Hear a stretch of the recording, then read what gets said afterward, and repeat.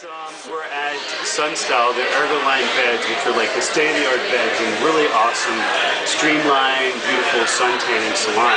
And I'm here with Dustin Moss, who just appeared in the last season of Ugly Betty, where he got to play the character of Gus. The character of Gus. And Gus is a high-end fashion model on a photo shoot, and basically he celebrated the male supermodeldom in this episodic. Very Zoolander. Wait a minute, did you guys do a walk-off or anything like that if it's Zoolanderish? It wasn't that, it was, the character was just so good, he was such a moron to the point that he wore the back with underwear. No, and I think that's fun because, as you know, Dustin is a very high-end editorial fashion model, and for him to make fun of or to do a spoof of or satirize, the fashion world, I think it's great because you're able to look at that and say, okay, I'm going to make light of it, I'm going to find humor in it, because there's so many models that are so, they're just so, over the top. They have to have that perfect, look, the perfect groomed hair, they have to have... Well, that's why you guys look so good. Well, it's definitely imperative of someone that's...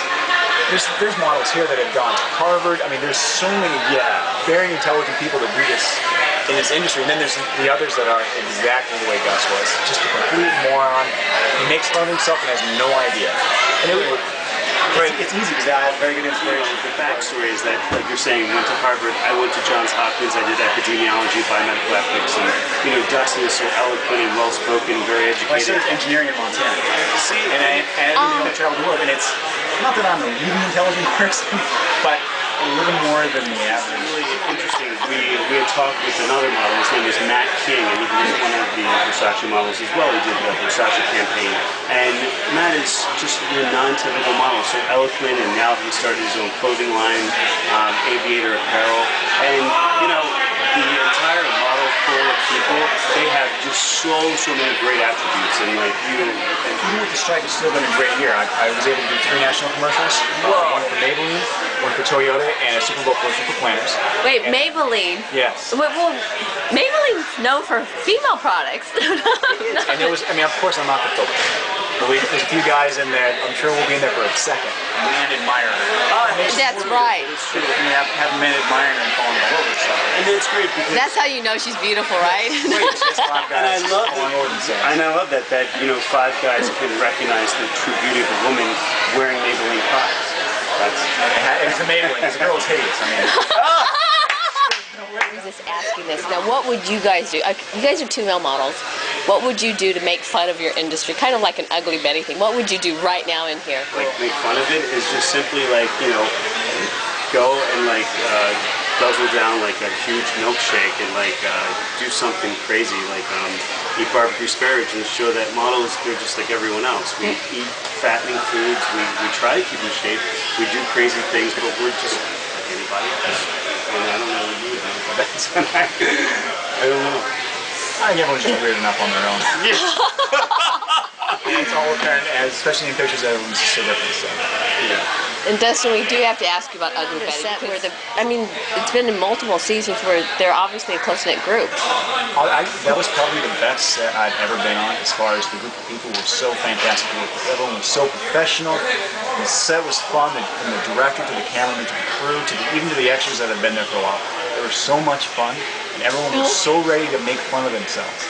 And that was probably the best part of the shoot. And I think that's why the reason I was hired is because I came in and there's a room full of 40 guys, all way in there, and take your shirt off in the casting, and so many guys are ready to be, they want to look good, and they wanted someone that was willing to make fun of themselves. And I'm an idiot sometimes. And it came out on camera, luckily, that one time. So do you remember what you did on the casting call to kind of make fun of yourself, to make yourself more appealing? It was, I was supposed to come on a pair of underwear, and I was asked if these make me look fat.